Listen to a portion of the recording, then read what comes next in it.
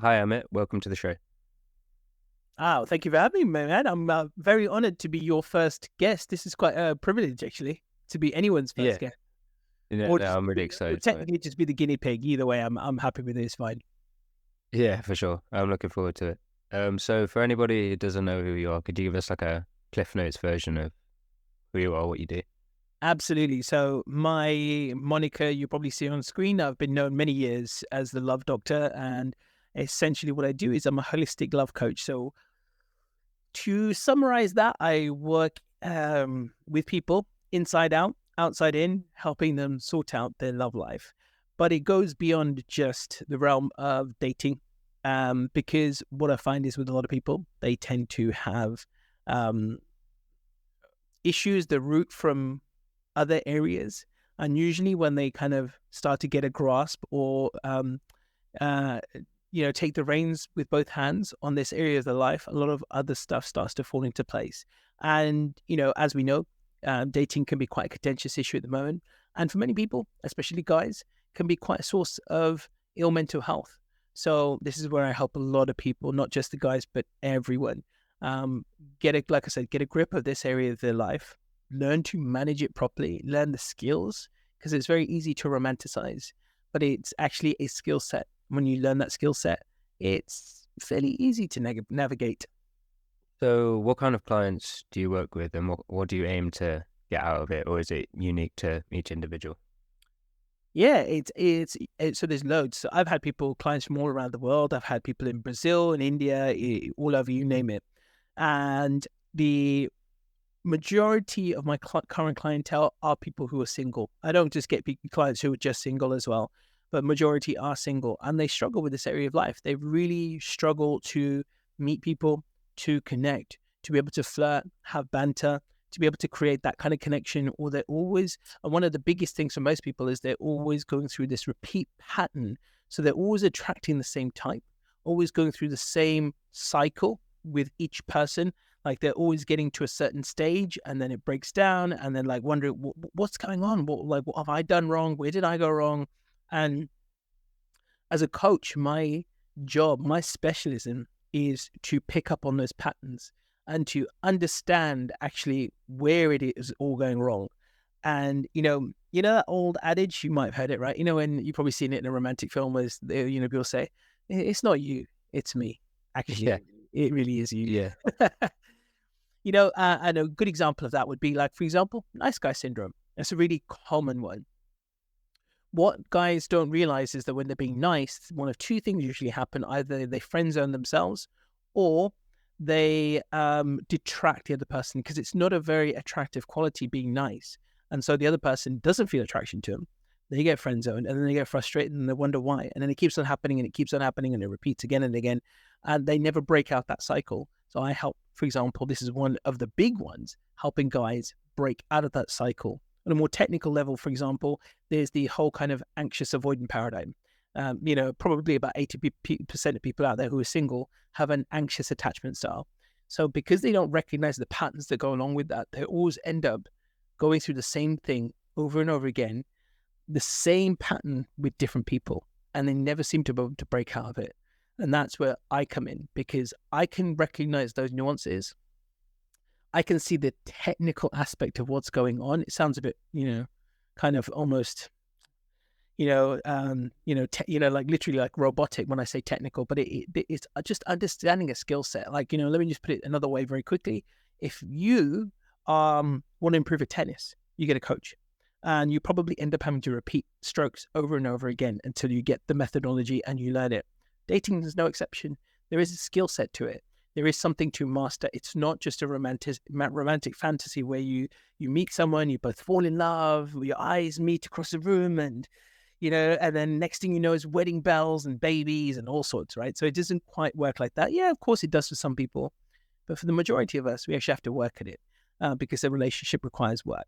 So the main thing is understanding. When you understand those patterns, some of these key things about relationships, it can truly, truly catapult you into, whole new realms where you never thought possible. One really good example right now. So just finished with a client today, although he's not quite where he wanted to be, so he might book in a couple more sessions. But basically, where he was when he first started working with me to where he is now.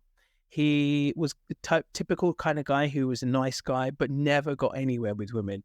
Always ended up, you know, always never really getting past the first conversation. And now he's taken one of my pieces of advice and guidance on board, and he's going to loads of singles events. And what he said to me was one of the things I really wanted to teach him, which was that every time he goes to another event, he feels himself getting better and better and more equipped and better at handling, better at flirting, better at connecting, better at really kind of conversing.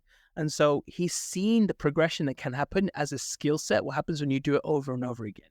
And when you do the wrong thing over and over again, that becomes a skill set as well, but the skill set in the wrong way. It doesn't get you the outcome that you want, but people become very well versed in doing the wrong thing, and they're just well practiced at it. And all I do is teach people to be well practiced at the right strategies. So what do quote unquote nice guys do that women find unattractive specifically? $1 million question, Ishan. $1 million question. Well, the love doctor, surely he must have a few remedies. No, I know, I do. I absolutely do. And but it is the $1 million question that most nice guys just don't get. And the easiest way I can explain this is that when you're being nice, there's one of two things that tend to happen. That niceness is being masked, being used as a mask to hide what they really want. And that inauthenticity really kind of reeks. It's a very, it's the fastest way for us to turn someone off. So when you're kind of hiding who you really are under a veil of niceness, of fake niceness, it can turn someone off very quickly. That's thing number one. Number two, though, is that here's the problem. Nice guys tend to only rely on being nice, but they don't realize that they have multiple dimensions to their personality. That is, they could be playful, flirtatious, mysterious, cheeky, cocky. There's so many so many parts of your personality you could bring to the table, but you're choosing to bring one, the nice side. And I know all the others exist because you've probably seen it, or you've been that with your guy mates at the pub, or out with your friends, whatever. You have this cheeky side to you which probably unleashes, but as soon as you're in front of a woman you're attracted to, guess what? You end up just being nice. And then you think that's the right strategy, that's what she wants, but she doesn't. Because the other thing that happens is that when it comes to nice guys, women feel nothing. It's like they're having vanilla ice cream. Things is nice, tasty, but it's there's no kick to it, no fire to it, anything. But what you want to do is make a woman feel something, even if it's a little bit annoyed. Why is it the women who get annoyed with guys will go and tell all their friends, their family, "Oh, this guy really annoyed me." She's feeling something. Of course, that's not the ideal scenario, but the fact that this guy has made her feel something, she's gone away and she's still thinking about him. She's talking to all her friends, her family, like really, really having a go with this guy. But all the while, he's in her head. And the nice guys are never in there. But you don't have to that also means that you don't have to be a bad boy on the flip side. Because it's not the bad boy that women like. What women like is the good qualities that are meshed within that bad. So, for example, it is like I said, the mysteriousness, the confidence, the debonair, the suave, the ability to not be overbearingly or try too hard. In fact, they go the opposite way. They don't try. They limit how much they actually try, and women like that because it makes them try harder. So it's about understanding that it's not the badness that women are attracted to. It's the confidence, it's the mysteriousness, it's the playfulness, it's the flirtatiousness, it's the mysteriousness, it's the intrigue and everything else, this multi-dimensional faceted personality that comes out that bad boys are very good at. But nice guys are just one-dimensional. So that is the big, big, big problem with being nice. And most guys are not just nice, but when it comes to a woman they like, they'll just be nice, and that's why she won't respond. I was worried you're about to get really red-pilled on me there for a few seconds. You must be like, "No, nice guys lose, but you just need to be a bad boy. You don't need to anything about feelings. You just need to get with her and leave. Like I was like, oh god, I don't know where are we going here? And I was like, oh, that's not good at Tape all. mode. But yeah, no, it's not. Yeah, it wasn't. I was a bit worried there for a second, but yeah, no, I see what you mean. But do you think maybe because obviously there is a case, especially when women are younger, that they like always a bad boy, but to a certain extent, like people who are a bit more. There's the phrase. It's a bit crude, but it's beta bucks, alpha fucks. If you've ever Yeah. heard of that, Yeah. which is a bit for young people, like quite almost true. Like the guy who's nice will pay for her date and whatever, but then she'll leave and never speak to the guy again. But the alpha guy comes in, takes what he wants out of the situation and leaves, and she's like oh god, he was like amazing, but like oh, he left me such a scumbag. But at the end of the day, the other guy got ghosted. Do you think, I guess, especially in younger women, is like a lack of maturity, not knowing what they want, or do you think it is more of a case per case basis? Yeah, I think part of it is that, especially when women are younger, but as they get older, they kind of now they would more start to realize. But in the same way, guys, will chase. It's the same thing, right? It's the immaturity of a guy just chasing a woman for the looks, over substance, right? So as a younger guy, you might do that more, but as you get older, you realize actually it doesn't mean anything. Like you can have a good looking woman, but she's an evil human being. Are you still going to be attracted to her 2 months later, a month later? No, the chances are no. And yeah, you kind of eloquently put it. But let me ask you, let me just turn it on his head just for a second. My question to you or any guy out there watching this is, who is the type of guy you want to be? Like, do you really want to be that type of alpha, the kind of guy who gives alpha really a bad name and just go and mess with women? Is that the type of guy you want to be? Or would you prefer option B, where you can be that type of guy without having to be someone who screws someone else over? Like, so during my dating phase, I got to a point where I could honestly be upfront about a woman and say to her, how do you feel about having some fun? And they would be like, okay, I'm up for it. Because it wasn't done. I still had, like I said, like I used the example earlier, I still had all the other qualities that bad boys have, the good stuff, but without any of the badness being mixed in. So I didn't, treat her like a complete and utter asshole. And so she was responsive to that idea. She'd be like, okay, cool, I'm up for it as well. So this is why, as a guy, the younger you start to realize this, you don't have to be the type of guy that has to go around doing stuff like that. You can also be a nice guy as well as other things and still get the girls that you want, all the girls you want, without having to be a dick about it, so to speak, So I ask you and every guy watching this right now, what kind of guy would you want to be? If you had the choice of those two, you could be the bad boy who does do that kind of behavior and screws over women, but ultimately that will bite you in the backside further down the line.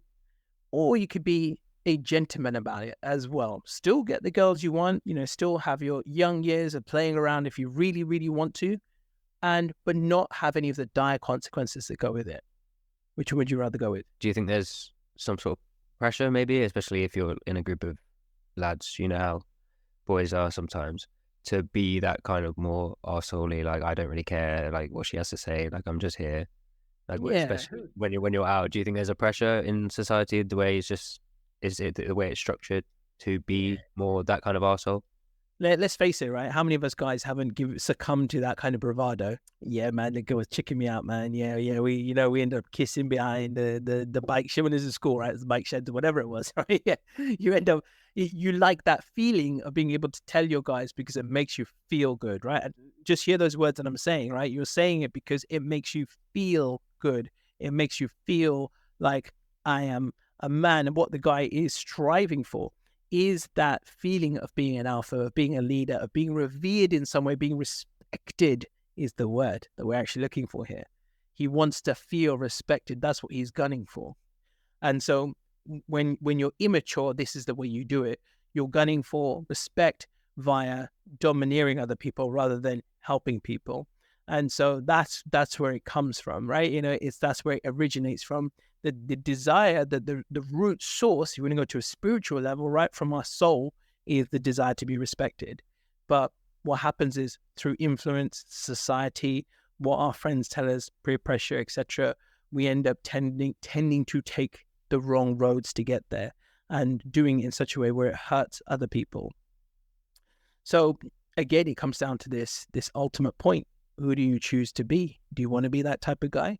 Or do you want to be the type of guy who could still get all of those things he wants and more, and still be a good human being and be able to sleep at night and be able to enjoy life and actually empower people along the way and make people feel good about themselves? And so my question is always the same. Who do you choose to be?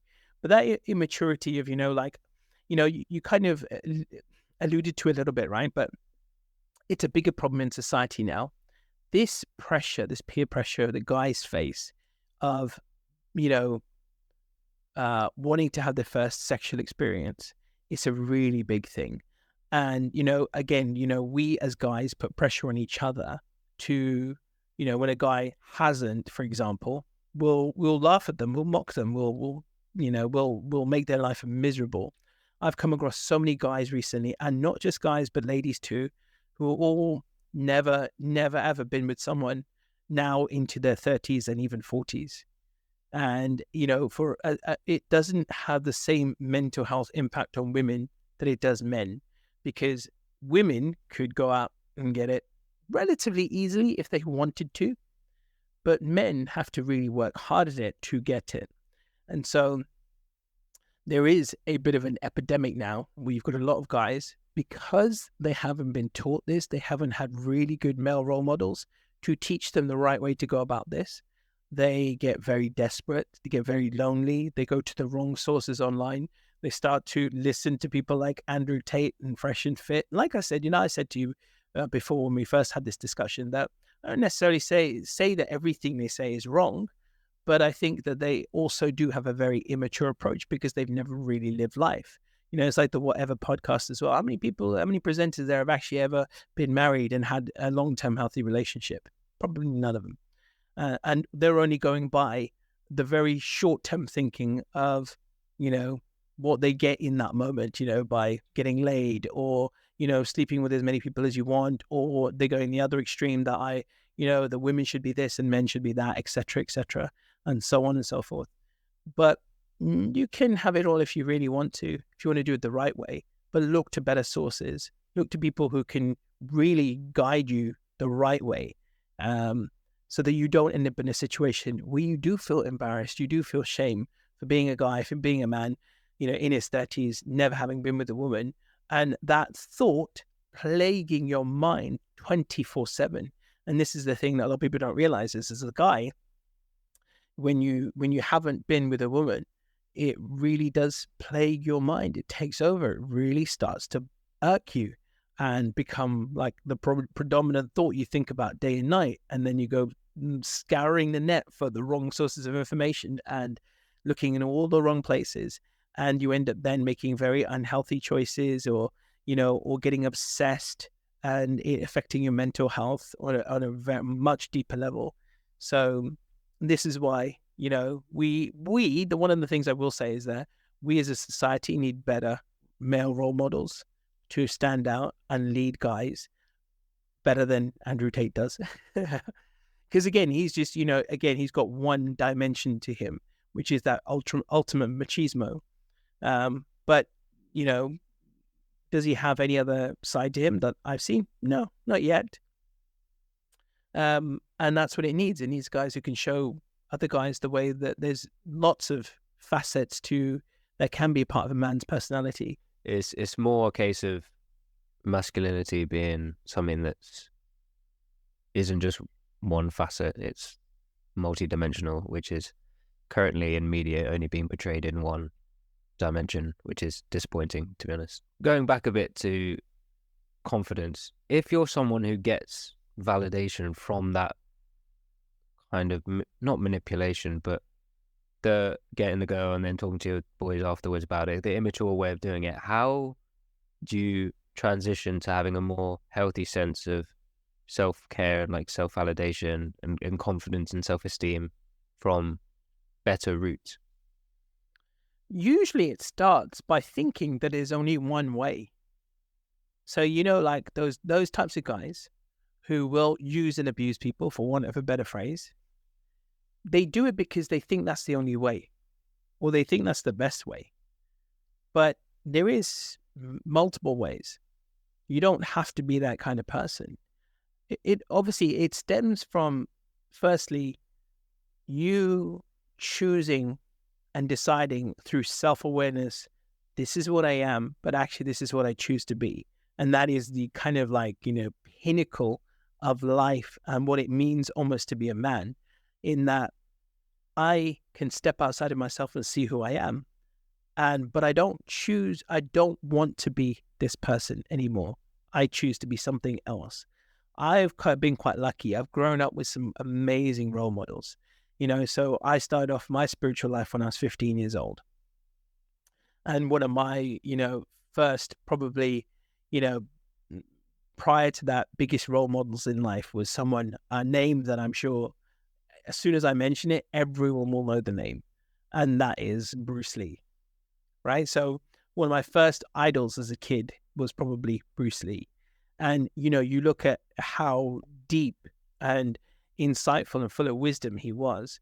That was like, to me, whoa, that's the kind of human being I want to be.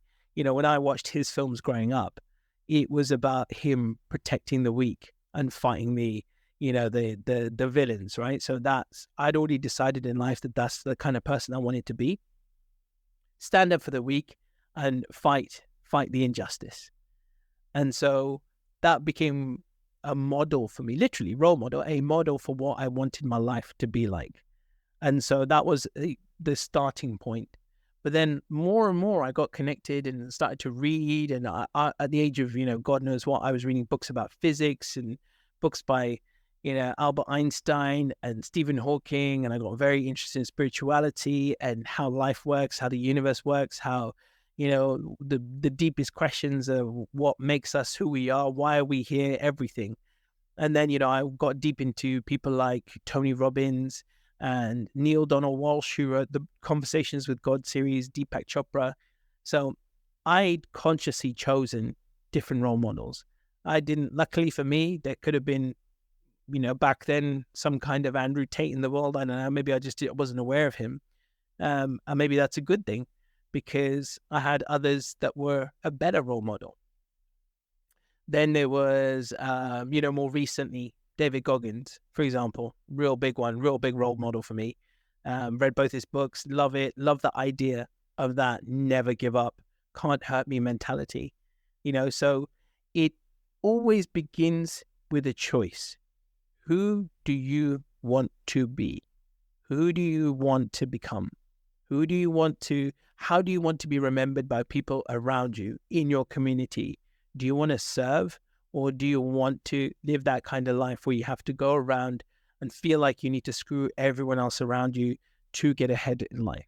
Is that who you want to be? Go for it if that's your choice, but it's not mine. I know I've made my bed. I know what my lane is. I've picked my lane and I'm staying in it. And I'm going to keep forging ahead doing what I do. So at 47 years old, I'm fitter than I've ever been, stronger than I've ever been, about to run my 3rd London marathon. And even today, didn't feel like going to the gym, didn't want to go. But there's a part of me that has got like a Goggins character inside that's like, mofo, get your ass to the gym. Get in there. And even if it's just a 50% workout, doesn't matter. But at least I get there. I did my workout. I'm tired. Didn't have much sleep last night. But I went there and I did it anyway. That's the kind of legacy I want to leave and lead for other people, be a leader for other people as well. When I coach people, I say to them, there's nothing I'm going to coach you on that I haven't done myself already or do myself every single day. I don't know, whether it's the dating thing, I lived it. I went on about 300 dates over 3 years, plus about another 100 after I broke up with my ex before I met my wife. And I learned by doing, and I continue to do that. I learn by doing. So, your question was, okay, so how does someone change? But they've got to want to change. But if someone at the moment is asking that question, you're in the perfect place, because now you are at a crossroads where you can choose Do I go this way or do I go that way? And you can decide which one you're going to go, which route you're going to go. And that's probably going to define you, especially, you know, for young men between the age of 16 and 25. Those decisions you make there probably going to define most of your life. So make a good decision if you're at that crossroads. Decide who you're going to be, what kind of role model you're going to use as a, you know, launch pad to send your life in that direction.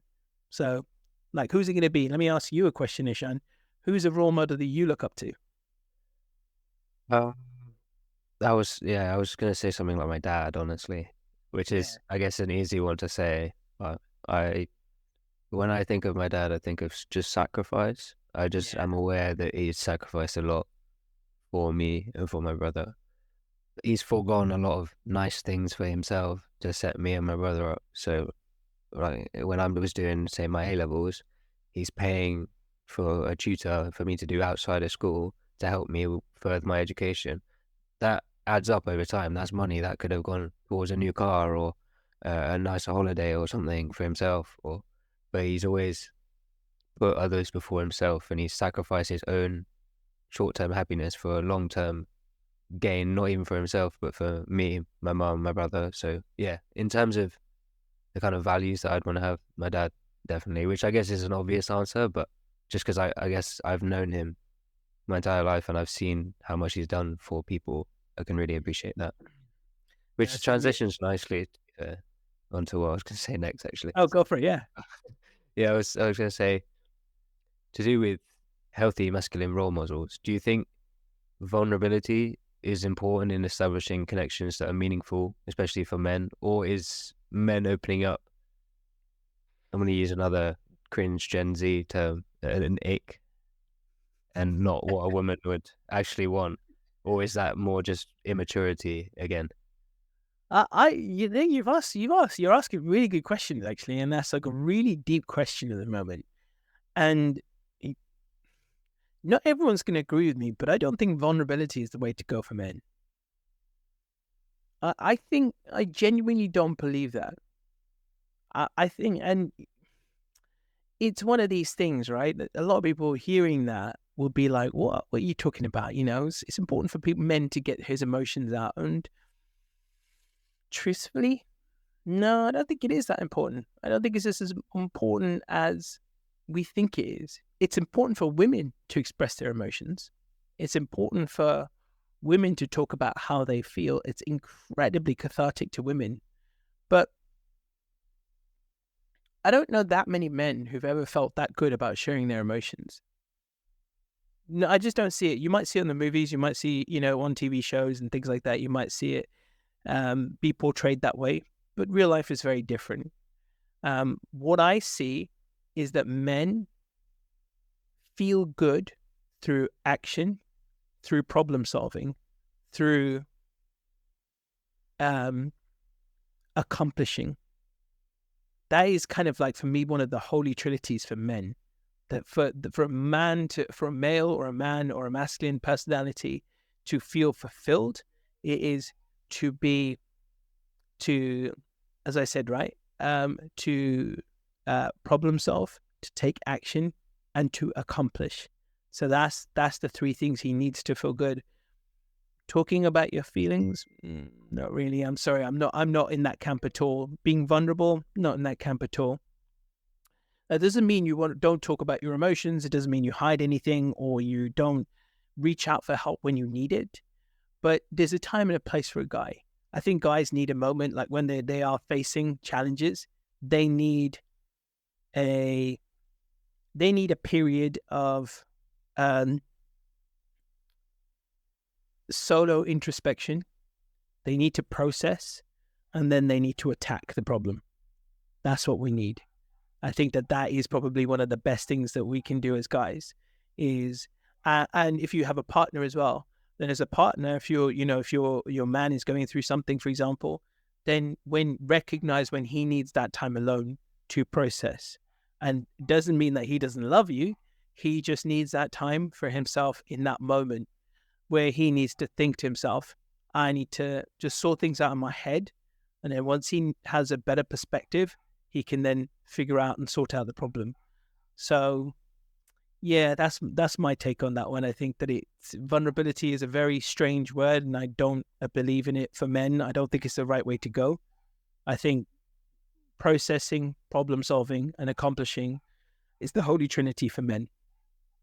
Yeah, you're gonna get yourself cancelled. So Yeah, yeah, I probably will. Actually, I probably will. That's fine. I don't yeah, mind. no. But I completely agree. Actually, I heard this quote on a podcast, and I have to tell you to it because it's pretty much what you said. Actually, it's the quote is I heard it on the Modern Wisdom podcast, but it's by Adam Lane Smith. It's most depressed men don't need medication. Even the ones who do need it need more than just medication. Depressed men need purpose, a mission, and the power to accomplish that mission.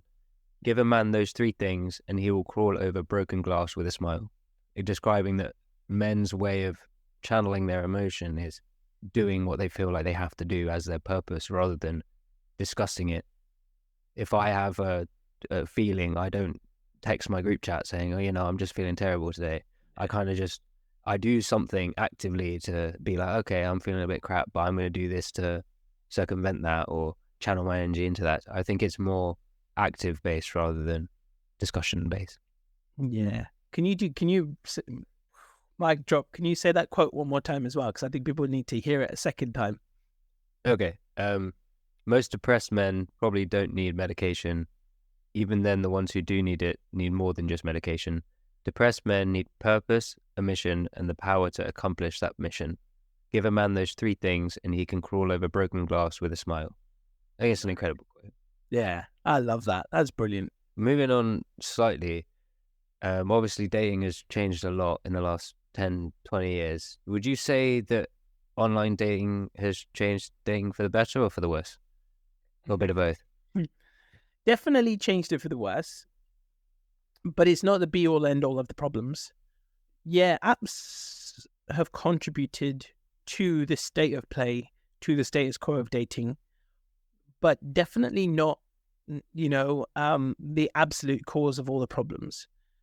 The cause of a lot of the problems is that people are just not equipped to deal with dating. It's not something we ever talk about. Like, I genuinely do believe this, that in school you should be taught this, because it is one of the biggest and most important skills you will ever learn.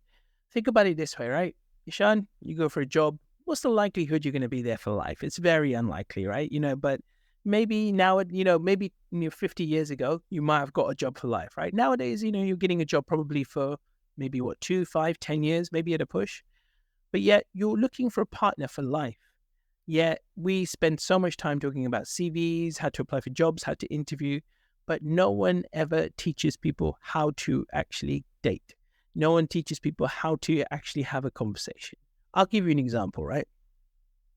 As men, we are taught that women want this, women want that. We're supposed to romance women, flowers, chocolates, do this, do that, pick her up, take her out, etc., etc.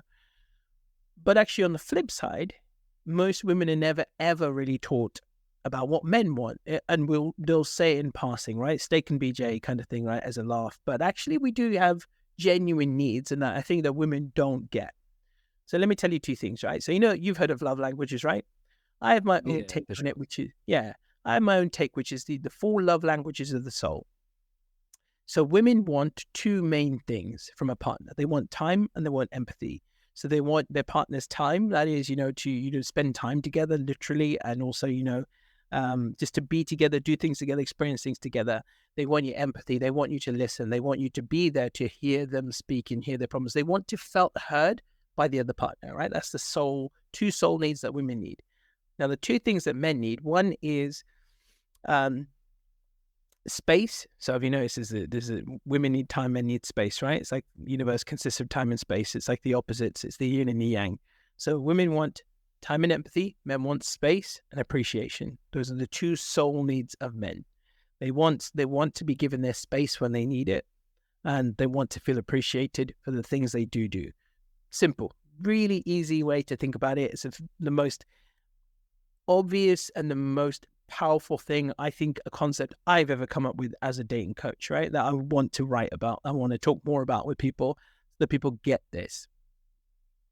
But also, on that note, women are never really taught how to kind of, or really understand or know what men want in many respects and how to respond to men. So I had working with this woman at the moment, and she's one of these clients who's being a guest on my podcast and being coached live. So people get to see the coaching progression from zero to the end, to see what happens when someone goes through coaching and what the outcome is. She's going to meet someone, whatever, right? All that kind of stuff. So she messaged me recently. She was like, the guy said this, what do I say? And I gave her almost a script. I said, adapt it, but use it more or less verbatim. Watch what happens. And she tried it. She was like, whoa, that's how he responds. That's how he responded. She said, I was well surprised by that. And I was like, the reason that I could tell you this with so much certainty is because I've been doing this for, 16 years and a coach for 32 years. So I know this stuff. It's easy for me. But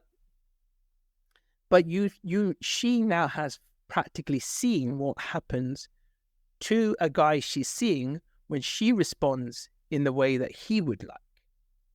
And she's seen the outcome, that he's really responsive to her. He's actually messaging her, calling her, sending updates. And as a woman, if you can learn that skill too, like guys are taught from a young age to use chat lines, to flirt, to blah, blah, blah, blah. So we have some idea. Yeah, most guys tend to get it wrong, but at least they have an idea of how to do it. Women tend to have no clue how to do it at all, and so it's you've got this thing that women don't know how to talk to men. That is also a big problem. And men sort of know, but don't have the real know how to apply it, if that makes sense. I know it sounds a bit wishy-washy, but you've got all these things. And I think that if you understand these simple things, they will help sort out your dating life. Have apps caused the problem? Part of it, not all of it. But one thing that definitely I will say absolutely unequivocally is a big part is the reliance on messaging. That's definitely a big part. That too much gets lost in translation. Too much is open to misinterpretation. And too much time is wasted as well. Like, I had this rule when I was dating. I had to get someone's number within about 10 to 15 minutes. So when I started dating, as in when I was dating years ago, obviously there were online dating sites. Apps came out roughly around 2012, and I was using them, and and had my fill of dating apps too. And again in 2015. But one thing I did was, I gave myself a 15-minute rule. After we'd messaged back and forth a little bit, I had 15 minutes to get her number, and I had to get on the phone with her. With my wife, I got her on the phone in 5 minutes. That was my record. But then I got on the call as quickly as possible. We had a nice conversation. And then the next goal was to get her on a date within 2 days, or within a week, really. But I'll try and get her on a date. Because the thing is with messaging, what's happening is people are going back and forth, back and forth, back and forth. Sometimes that can go on for months and months and months, and nothing happens. No one's actually setting up any dates. Everyone's sitting there wondering what's going on. Everyone's left in limbo, going, what the hell is going? What the hell is the other person doing? Why haven't they asked me out on a date? Or why haven't they got back to me? Etc. Etc. Etc. Go on and speak at 100 miles an hour if I wanted to on that subject. But that is probably one of the biggest things that's causing so many problems. Get off messaging, date in real life, like we did in the 80s and 90s. That's your goal. The purpose of messaging is to get their number, and the purpose of getting on a call is to arrange a date. But you're not supposed to try and get to know them over Messenger. I'm sure you've seen it, Ishan, right? When you have people messaging saying, "Hey, how's your day going?" Yeah, classic. Yeah, the classic, right? Pointless, empty question that you reply like 2 words to, and you're like, "What else? I have nothing to work with here. You're giving me absolutely nothing." Yeah. So I have no energy, reciprocation. Morning, have a great day. It's like, oh my God. Don't get me wrong, you can do that as well, but that's not gonna lead to a long-term healthy relationship. I'm working on a piece of content at the moment for TikTok, one of the longer TikTok videos, and I will share it here. If it's a longer TikTok video, it's like 45 seconds, right? Well, 10 minutes now, and it's 30 minutes now, actually. But no, it'll be a 10-minute. 10 minutes. Really? 10-minute TikToks? Yeah, that's new. I mean, I don't have TikTok on my phone, so I genuinely didn't know that. But to me, TikToks are about 15 seconds. Even Instagram is now 3 minutes as well. But yeah, so let me tell you this anyway. So there's 5 or 6 things that if you can learn these 5 or 6 skills, you'll never have a problem with dating, and you'll always be fine, and you can always go healthily date multiple people, lots of people, until you meet that one that you're ready to spend the rest of your life with. So let's start with the first thing, and that is probably, you've heard of it as well, the 36 questions. Have you heard of it? I feel like I might have, but not specifically.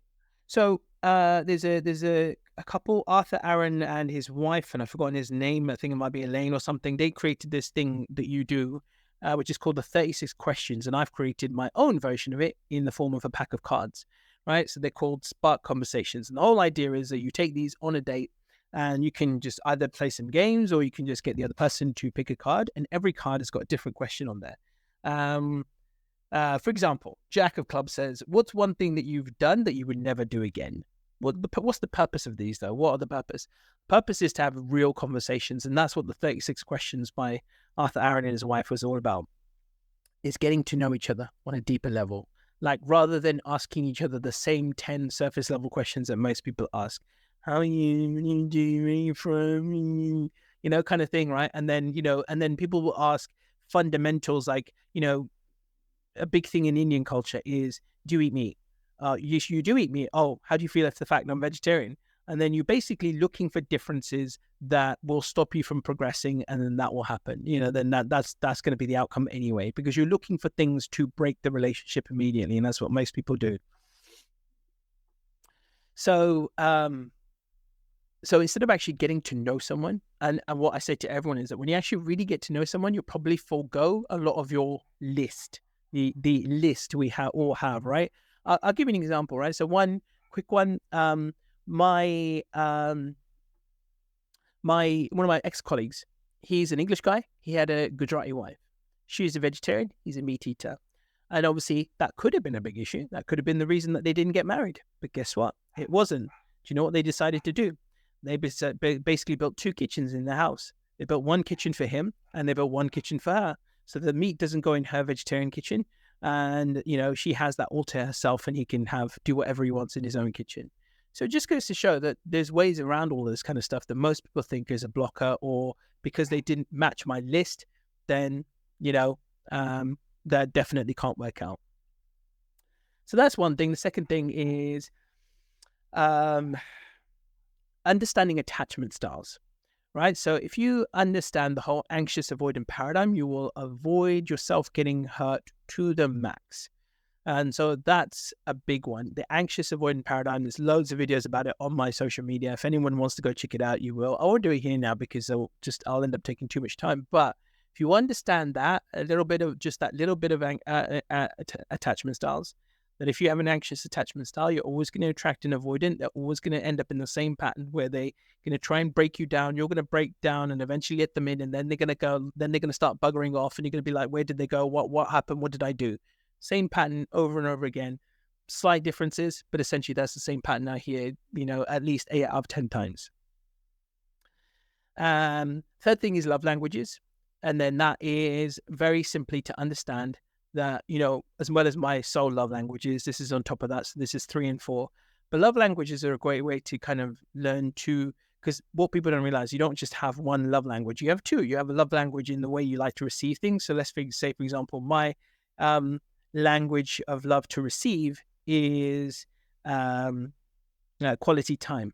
My love language of giving might be acts of service.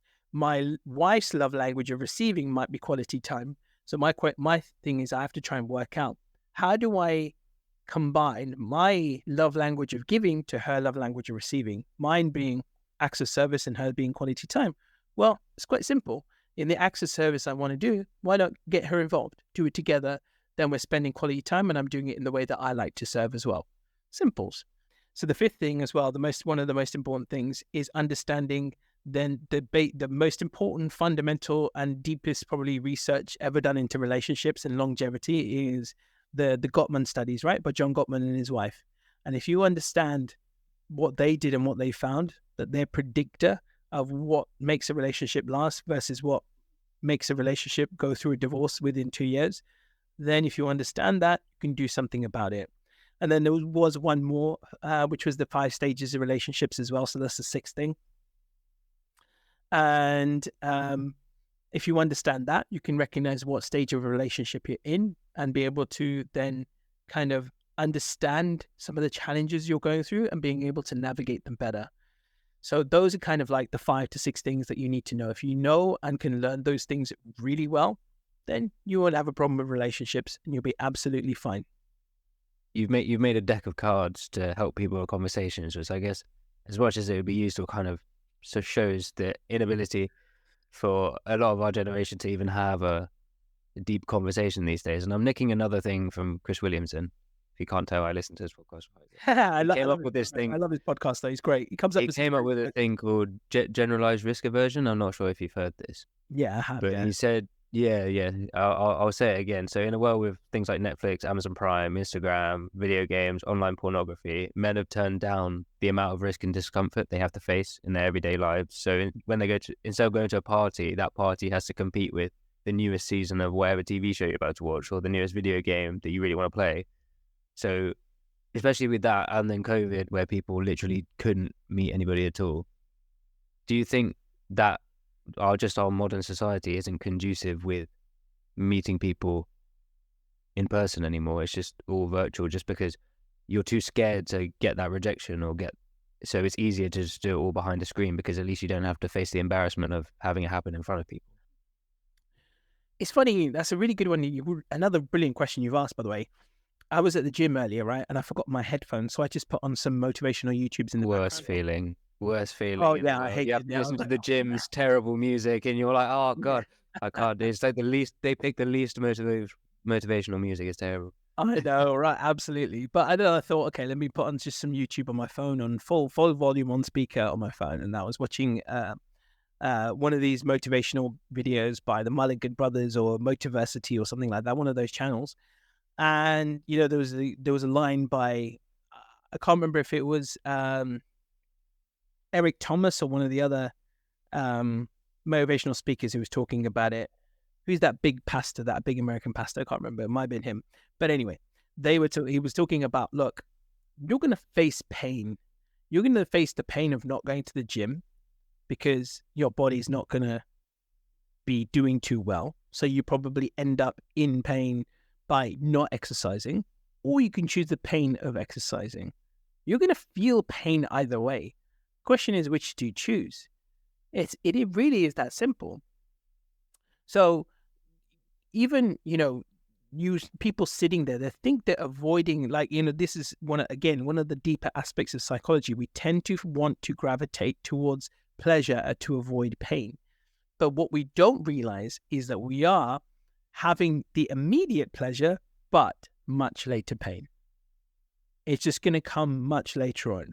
Or you can choose the pain right now. Yeah. I think it's David Goggins who talks about it, that selective suffering, right? I could choose to suffer now or suffer later. But most people are choosing to suffer later because they don't realize they're going to suffer because there's a bit of pleasure involved.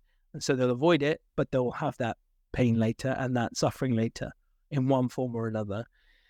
Yes, you have got that aspect of what you mentioned where people, let's face it, we live in a competitive attention, what's the word I'm looking for? Grabbing people's attention culture. Right? Like a market of just, there's like lots of different market stalls all trying to shout at you and get you to buy their wares. Exactly. Right. All the bad ones are the ones economy. That's the words I'm looking for, right? We live in an attention economy, right? So you're in a situation where you've got a choice. You can either keep your attention at home on Netflix, binging the latest series of, I don't know, what are people watching at the moment? God knows, right? No idea. Never Have I Ever, right? That was a series I got into with my wife. We enjoyed it together. It was great. It was lovely. I enjoyed it. Bit of a, I'm sorry, this is unpolitically correct to say this, but it was a bit of a chick flick series kind of thing. But I loved it. It's great. I enjoyed it. Oh, you can definitely say that. That's yeah.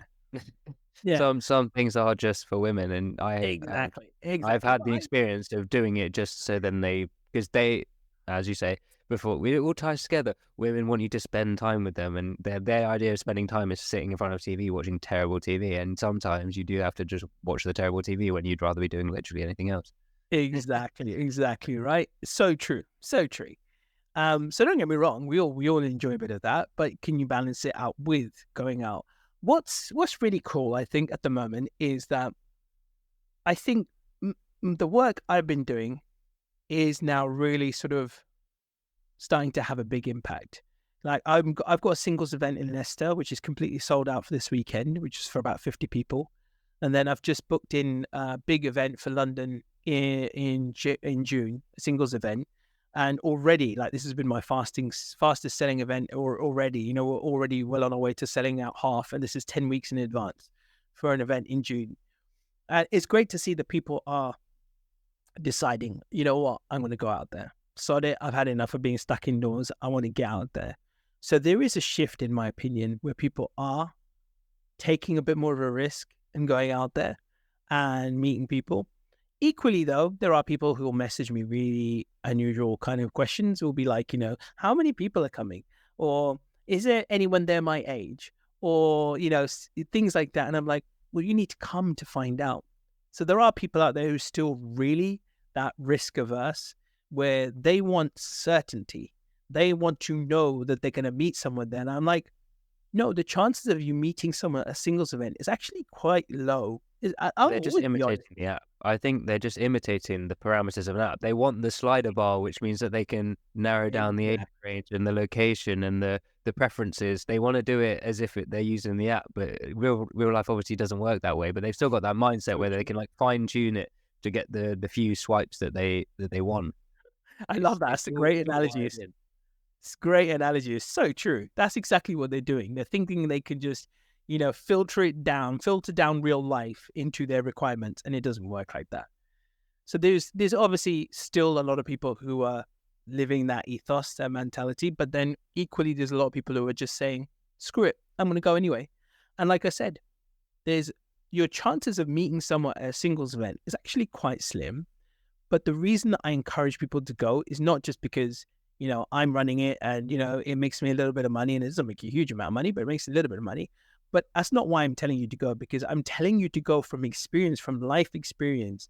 One of the best things you can do is go to something like that and practice those skills. We've gone almost full circle in that sense now. Do you remember what I was saying at the beginning? It is a skill set to be learned, to be cultivated, to be honed and grown and refined, so that the more people you speak to, say at a singles event, like, you know, your confidence will just grow a little bit. And you want to get to that point, right? So for a guy, the ultimate point he wants to get to is that, you know, you've probably experienced this too. So you can relate to what I'm going to say, hopefully in the most plain, simple terms. You've probably met a woman where you're not interested in her. And because you're not interested in her, the conversation flows. You know, since you're not sexually interested in her, romantically interested in her, you end up having quite a good banter. And There's no conversation, yeah, no pressure, exactly. No pressure, flows naturally, right? And then you'll end up in a situation where you meet someone who, like, you know, knocks your socks off, and then you end up being that nervous wreck. You're sweating, you say something stupid, you do something stupid, and you would probably go away and think, why on earth did I say that? You know, what the hell was I thinking? What's wrong with me?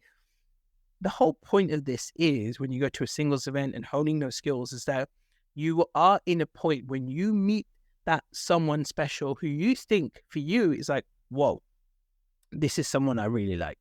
That you don't end up becoming the version of yourself that you are a nervous wreck, where you make all those silly blunders and fluff ups and say something stupid and makes her think, no, this guy's a good creep. I'm gonna, you know, exit this situation sharpish. Hello, my dog's there. So instead of, that's what I want to get you to, is when you go to these events, you're honing those skills so you get to that point where when you meet the person that you really like, you know, in the famous words of Will Smith in Hitch, you don't mess it up. You're equipped enough that you can handle it. The pressure doesn't overwhelm you. Yeah, you might feel a few nerves, but you're still able to have a bit of banter, have a bit of a laugh, create a real connection, a deeper connection, a spiritual connection, a romantic connection, a flirty connection. Exude all of those things I'm talking about: the mystery, the playfulness, the fun, the banter, the jokes, the whatever, everything, the full works. And so that's the ultimate goal. And one last thing I'll say about kind of just on a slight side note, but just popped into my head, which is really important as well. There is a tendency in this day and age for people to equate being their authentic self for, I'm just going to verbally vomit my entire life in front of you right now and tell you everything that's ever happened to me, everything that's ever bad, every bad relationship I've ever had, whatever's happened to my ex, etc., etc. That is not being your authentic self. That is verbally vomiting your life. Being your authentic self doesn't mean you just give away and spill your guts and tell the other person everything about you in just the shortest time possible. Being your authentic self has got nothing to do with that. It's when you meet someone, you're in control, you decide, and you actually have healthy boundaries. You're able to decide and choose and consciously think about what it is you want to talk about, what it is the information you want to give away. Let's say you're a woman, for example, you're on a date, and a guy maybe slightly intrudes and asks, oh, what happened with you and your ex? You're in a position where you feel empowered to say, actually, I'm not ready to talk about that with you. Perhaps if we make it to a third date, ask me that question again. If I feel like you're someone I can trust, I'll tell you that information. I'm not trying to hide it from you. I just don't feel the need to tell you on a first date. But when I'm ready, I will tell you. That type of thing. That's called being your authentic self. That you're not, you don't succumb to the pressures of feeling like I need to tell them everything just because they've asked me a question, or they might think I'm being dishonest. No, that's a big fallacy right there. You're basically choosing what information to share, how you're going to share it, and that you feel confident enough that you can be the version of yourself you've always wanted to be in that situation. That's what being your authentic self. I would say also about online dating. Would you say that the apps, the swiping, do you think it has a negative effect on people's image of themselves? Does it have an effect on your self-image? Probably not, I would say. That I think scrolling Instagram would probably equate to that more, because that's where you are comparing more so. You know what I mean? Like, if you're a woman, you might be seeing lots of pretty women on there and thinking, oh, she's more beautiful than me. Or a guy, that guy's got more of a six-pack than I have. Or, I've got a 36-pack and he's got a nice 36-pack, a flat one, and mine's around 36-pack. So I think is that what you meant, by the way? Because I'd like to. Yeah, but I was just thinking more because I feel like it emulates quite a superficial way of selecting who you're going to date. I guess it perpetuates that kind of thing. So when you're picking your photos for your Tinder or Bumble or whatever, you're being very hyper particular about what you're choosing. Does that not surely affect, especially people who would edit their photos and things like that, not affect how you see yourself, do you think? Yeah, in that sense as well. I think that could be very much a case. Interestingly enough, I was talking to someone about this the other day. We were talking about this idea of, she came up with quite a nice quote, actually. I'll see if I can find it. We're talking about this idea that a lot of people, what they do is they try to mold themselves into the version of the person, into the version they think the other person will like. And that's what a lot of people are doing. And I think that, and now I get your question a lot more now. And I think you're absolutely right in the sense of that people are seeing things and then trying to change themselves to look a certain way or be a certain way and feel like they need to be that. Like there's a lot of sameness going on at the moment as well. People's eyebrows are looking exactly the same, really thin, and like there's nothing there. Or, the makeup is really strong for some people, very strong. Or guys are going for a particular style and, just a very kind of cosmetic style that we didn't do in my day and age. You know what I mean? Like, my eyebrows are completely natural for the most part. I've had them threaded occasionally once in a blue moon just for special occasions, but that's about it. But it seems like everyone's almost looking the same. And so I think from that perspective, your question is completely valid, and it's true that people are trying to create themselves into the ideal they think other people want. And from that perspective, yes, it is affecting their self-image, their self-worth. And they're always thinking, I'm doing this so the other person will like me.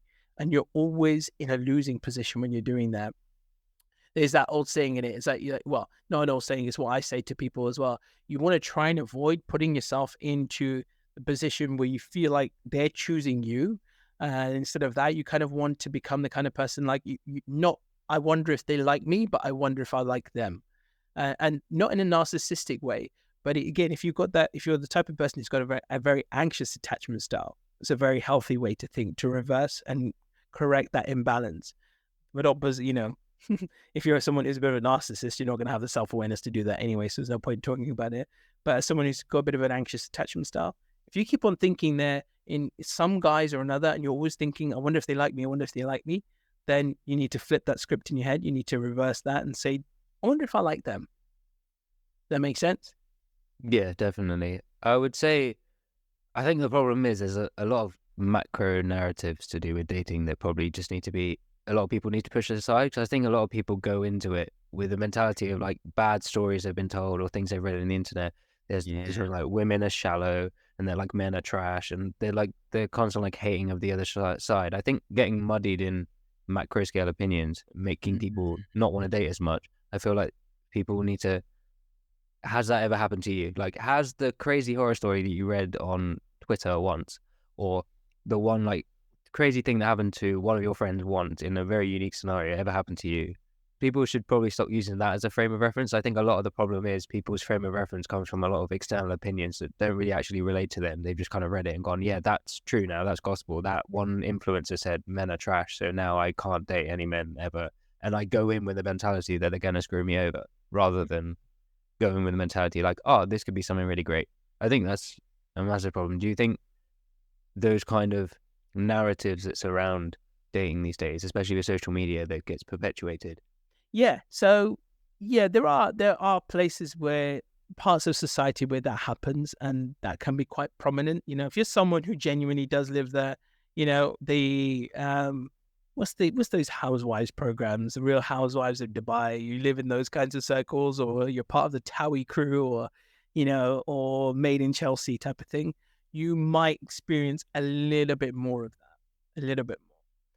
But for the average person day to day, what they tend to do is they develop this blueprint, and they seem to always attract that kind of person who fits into that blueprint. So an example, there's one woman I know I've coached, and she always has this big deal about the fact that she's divorced, and she always seems to attract guys who have a problem with going out with a divorcee. And that I keep saying to her, that's no accident. You keep on having this blueprint, and we're gonna delve into the spiritual aspects now. You keep having this blueprint. You keep on saying that people are gonna have, or keep on having this feeling that people are gonna have a problem with you being a divorcee. But I'm telling you, there's millions of divorcees out there. Why do you keep attracting those guys? You keep on putting the same thought out, repeating it. The energy is vibrating out of you like a sore thumb, and you're attracting exactly those types of experiences back to you that you don't want, because you don't realize that manifestation doesn't recognize what you don't want. When you're thinking about something you don't want, you're still attracting it into your experience. So that's what I see more of. Yeah, people are buying into a lot of these narratives now, especially if if you're like me and you're a prolific TikTok watcher, and you will see a lot of these things. You've probably seen that channel, the guy with the list, all those icks, things that give Oh him an my ick. God, yeah, terrible. Yeah. Yeah. Some of them, I'm just like, damn, I'm a culprit. It's like one of them was like wearing a backpack, like wearing a seatbelt, and I was like, I like living, thank you very much, over not being one of your icks. Someone who Like, gets a I frothy cannot drink live. or a cold drink from Starbucks, like it's an ick. I don't know. There's a I weird can't one with live that. my life without you harassing me, telling me I'm an ick. It's terrible. Yeah, no, but then there's so many of these kind of lists. I saw one list of this woman who was, here's like a full list of why you shouldn't have a child. And fine, don't have children if you don't want children. But one of them was, you'll have less time with your girlfriends. Fine, sure, I'm sure you will. They got really like existential. One was like, there's a literal parasite growing inside you. And I was like, I feel like that's more of a you thing than anything else. Most Yeah, people don't frame pregnancy in that negative a light. If that's as a you, fine, parasite. but don't post that list on TikTok and with your, I don't know, like 100,000 followers, influence that many people. A lot of them on TikTok being 13 to 18. Like, it's just a bit weird, isn't it? I just think it's so easy to have people with strange and very strong opinions reach such big audiences these days, Oh, which I think is affecting it a lot. yeah. Oh, yeah, definitely as well. It's weird. You know, I've talked about this as well, that social media algorithms actually mimic, when you really think about it, actually mimic the law of attraction. So if you go on social media and you like a particular piece of content, let's say you've had a breakup, right? And you seek out content of why all men are assholes, and then you like that video, then you'll see more videos about why men are assholes. And then you'll see even more content about why men are assholes, and you keep liking those videos. And so you're going to keep attracting more of that type of information that's going to reaffirm your already pretty awful confirmation bias and make your situation much worse. And this is what's happening with a lot of people now, that your social media becomes an echo chamber of the same information over and over again, reaffirming what you think you believe to be true. And then it just makes your it compounds your problem, it compounds it, it just makes it worse and worse and worse.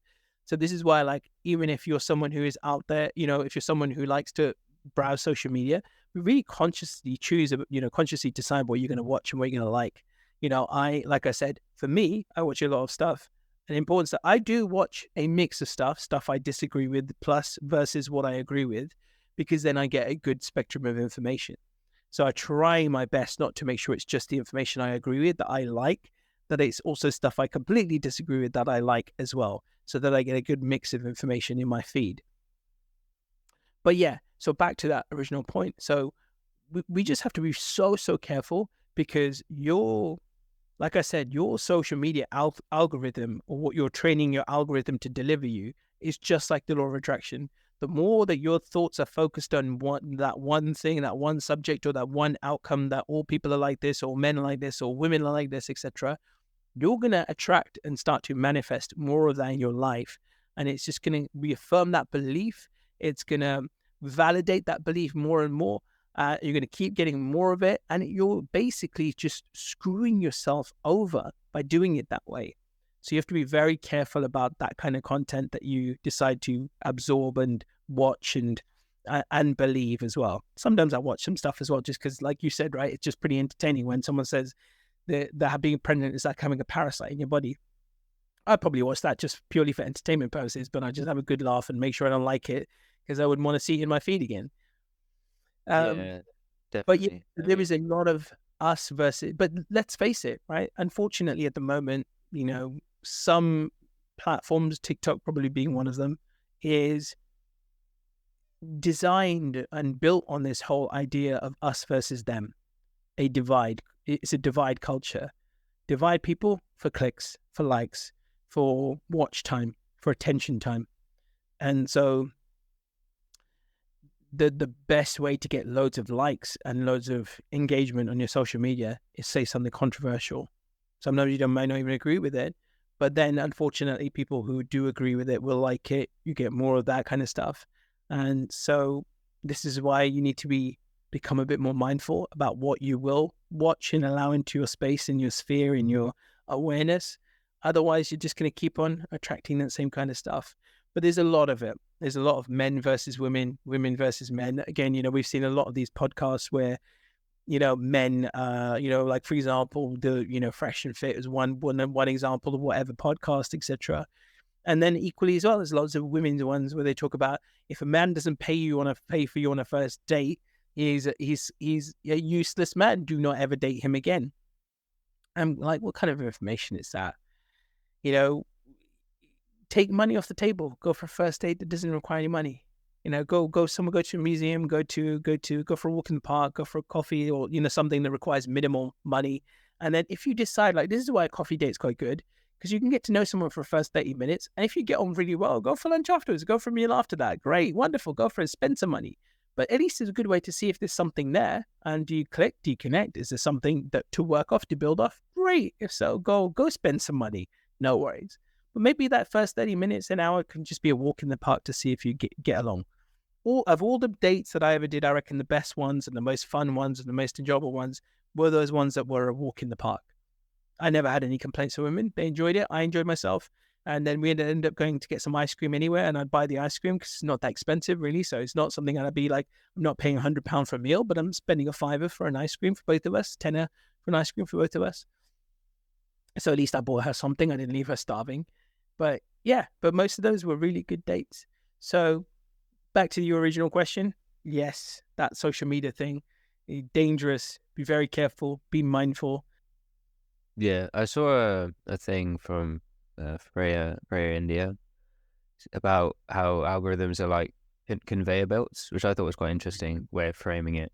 That little by little, even if you hover over something for like 5 seconds and show any interest or insecurity or something like that, your algorithm will just learn what you're watching. And since negative and extreme posts get the most engagement anyway, your feed just becomes an endless like stream of that engaging but extreme posts. The problem is not only would the post be negative, then the ads that would start popping up would be to do with products to do with that, which is even more exploitative. So just in general, algorithms have a bit too good. Someone needs to tell them to slow down. And it's only getting better. Yeah, it's so true. What did I see today? I saw something come up in my feed, which was something I was talking about. So that was it. I was talking about magnesium to someone recently, and then what did I see? A couple of videos in my feed about magnesium. I was like, "Oh, you're not listening to our I've had that conversations. Are you before. sure? Yeah, are you sure? Yeah. Are you sure about that? I don't think I've so." had that before when I've been talking about the most benign thing. I was speaking about Bista Village Yeah. shopping. Never in my life have I typed that into my Google. Genuinely, I had a phone call and I said, "Oh, we might be going there one time." And then I got an ad on my YouTube, and I was like, at that point, now I'm convinced that you have Siri on and the Hey Siri function, which I don't even have on, but it's an option. The fact that it can recognize your Hey Siri means that it has to be listening at some point. But yeah, we're getting a bit sidetracked. Our conspiracy caps on.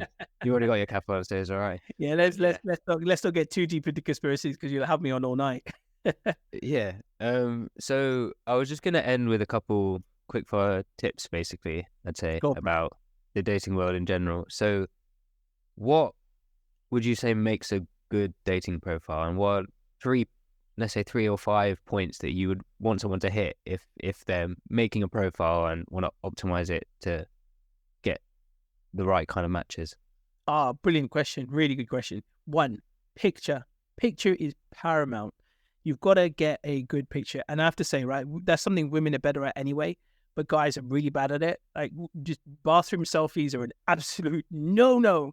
And what's even worse than a bathroom selfie is a bathroom selfie where you're taking a picture, full-length body picture, where your shoes are not on and you're in your socks. And you've got a nice suit on or something, or a nice outfit, but then you're in your socks. No. You want a good fundamental is a head and shoulders shot. That's all you want. One good fundamental head and shoulders shot. If you want to put a few more than that, and there's a great podcast, I think this individual was on Steve Bartlett's podcast, and they were talking about the 5 shots you need or something.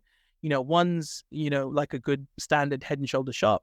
One is like maybe with friends, one doing an activity, one with family, and one with kind of like a supplementary pose of, I don't know, some kind. I got a friend, she runs a company called Hey Saturday, and she specializes in dating pictures, and she does a fantastic job of doing stuff like that. So I would say invest in getting a photographer a day. Is less expensive than you might think, a couple $100. They'll give you some like 10 good shots that you can use for work, you can use it for your dating, whatever. Get good pictures on there. It'll pay dividends, like so much so, especially for the guys. Women are better at it anyway, but guys, terrible. No idea. Women Like, take more photos. they do, and they just I exactly just for look that at reason. my camera roll and I compare it to a girl that I know, and she'll have like about 10 billion photos, and they'll all be like 20 of the same one of her. And I'm like, Yeah. so when you posted that selfie, you took 50 of them? She was like, yeah, I did. Yeah. And then there's me, who was like, the last time I took a photo of myself was 6 months ago, and it was purely just because like I was trying to take a photo of my hair so I could show it to my barber or something. Like, there's like no. Most of the time, I'm trying to find a photo. It's because my mum's posted it on Facebook or something. Like, genuinely, Yeah. I love just don't it. take photos of myself. I just don't Yeah, think and that's true. men think That's that the true. first thing to do is take a selfie. It's just not a thing that men do, True. really, isn't If it? if I'm out and about and I am taking a selfie, there's always a part of me, even though I'm a bit more well versed in it, that there's always a part of me that still feels very uncomfortable when I'm doing it. But I'm a little bit better at it now. And plus, obviously, I'm on camera a lot, so I've just got used to it over time. But Right. Second thing, so I'll sweep through these really quickly. Second thing is you've got to have a good kick-ass headline. So in the same way we live in a headline culture, how does a feed get your attention? It's usually through a headline of some sort, right? And so this is what you've got to do. So basically, below your picture, you've got one line that kind of stands out. In fact, it was something like, if you like Chewbacca, then I'm your man because I'm, like I said, I'm big, tall, cuddly, and whatever, right? Like a teddy bear you'll never want to let go of, or something like that. So you need a kick-ass headline that relates to you, something about you. It's got to be very personal and a unique thing that you'll never see anywhere else on the internet.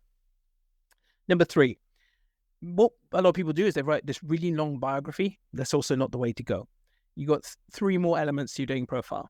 Next one is you are picking 1 or maximum 2 stories from your life, and you're telling a story. So, example, my best adventure in 2023 was going to Egypt and going snorkeling in the Red Sea. And you'll never guess what I see, but you'll have to message what I saw. But you'll have to message me to find out. Nice little cliffhanger. It's a great way to create intrigue. Obviously, again, just refine the wording a little bit. I'm just, saying it a bit crappily for now, but you get the idea.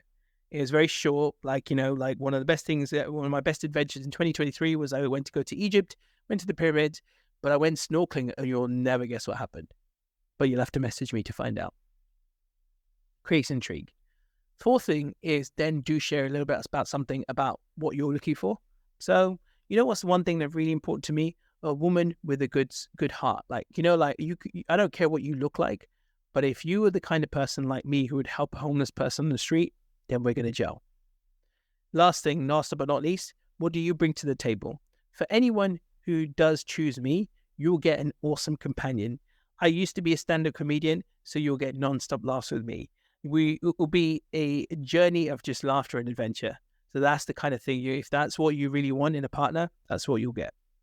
5 things: picture, headline, 1 story, what you're looking for, what you bring. Simple. That's the 5-step formula for the most awesome dating profile that you could ever concoct. It doesn't have to be super long. Like I said, each of those bits can just be 1 paragraph each. That's 3 paragraphs, a headline, and your picture. Done. Yeah, I think the one thing I would say is that just because I'm not trying to make you feel old, I don't mean it like this at all, but because I'm younger and based on my experiences, I think would work, but not for someone my age. I think my generation at the moment, I think they're probably because they're younger, are just quite shallow. I think it's probably to do with like hookup culture and things like that. I think there's a lot of my people my age aren't actually looking for anything proper yet, which is probably the problem, which is the barrier. And then the people who are just feel like they're being left hanging. So in those kind of people who are disillusioned with online dating because of that kind of culture, people who are my age who say, I'm not really into just sleeping around and that's just the only thing that I'm going for, but actually trying to find something meaningful, what other approaches could you take, especially as a young person? I would stick with that. I genuinely would. Let me tell you exactly why. Because you still get the same outcome. You could choose to hook up with someone if you wanted to, or you could choose to go for something deeper. What's the harm in getting both?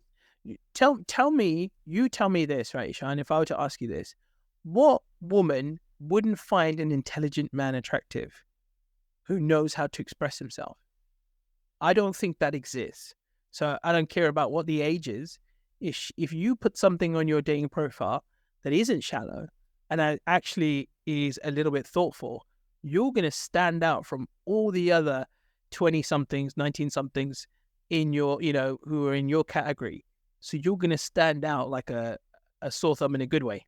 If there's a opposite to a sore thumb, a healthy thumb. No, that doesn't sound right. But that doesn't stand out either. yeah. But you get what I mean, though. You'll be the outlier that people will be like, oh, like women will see that and be like, this guy's kind of like, oh, he got liar. He's spitting lyrics, bro. Obviously, I'll never see. Yeah, verbatim. When they really like your pickup line, they go, yeah, that is exactly what they say. You've got it nailed. What's the word at the moment? There's a word at the moment in it. I think someone was telling me some youngsters do Riz. Riz, yeah, it's Riz, yeah, that's Riz, yeah. No, I'm not. I try to avoid it, but I can't help it. I end up saying really dumb. I end up saying really dumb things. Me too. Don't worry. people look at me like, "Are you a child still?" And I'm like, "Yeah," because I try and be cool as well, but it doesn't work. So it's all my good. whole whole Instagram page is still just childish memes and stuff. I've made I try I've to made act peace, mature. I've made peace with who I am. It's all good. Yeah, no, I never want to actually use the word Riz unironically. Please, no, I don't want to do it. It's terrible. So yeah, hopefully that answers your question.